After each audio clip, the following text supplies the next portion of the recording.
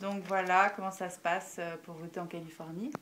Donc vous recevez ça, ça s'appelle un absentee ballot. Et vous recevez ça dans votre courrier. Et là, en fait, c'est là qu'on se rend compte qu'il n'y a pas du tout que les élections présidentielles. Enfin, c'est pas là qu'on s'en rend compte, mais c'est quand même très différent de ce à quoi on est habitué en France. Donc là, vous avez les instructions, donc expliquées en plusieurs langues, hein, et notamment en espagnol, bien sûr, pour la Californie. Très important. Avec toutes les instructions, donc voilà. C'est un énorme casse-tête chinois. Et donc, vous avez les ballots. Donc ça, c'est les ballots. Vous avez le ballot officiel, notamment pour tous les candidats. C'est le bordel, voilà. Après, vous avez le ballot pour les mesures. Donc ça, c'est tout ce qui est proposition. C'est des espèces de mini-référendums. Donc ça se passe à l'échelle de l'État. Et ça, c'est tout pour la Californie, notamment la proposition 30. C'est une proposition qui a fait pas mal de bruit.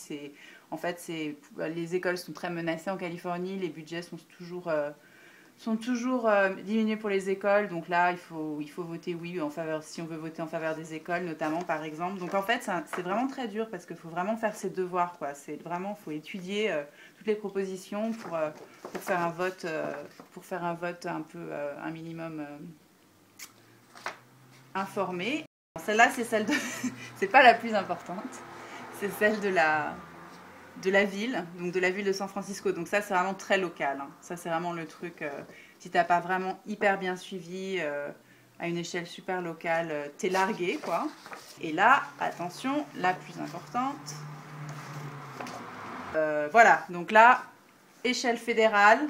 Alors attention, Barack Obama, c'est là qu'on voit qu'il y a des candidats indépendants, mais bon, on n'en parle jamais. Donc Mitt Romney, Barack Obama, et là vous avez notamment Cindy Sheehan, qui était celle qui était allée squatter devant la White House, devant la Maison Blanche quand George Bush était président à l'époque.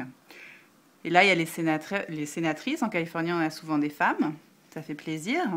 La Chambre des représentants, Nancy Pelosi, comme d'habitude, et puis d'autres sénateurs. Donc voilà, une des grandes raisons pour lesquelles c'est hyper chiant de voter aux États-Unis, quoi. Mais bon, c'est cool de pouvoir le faire au moins par courrier. Voilà.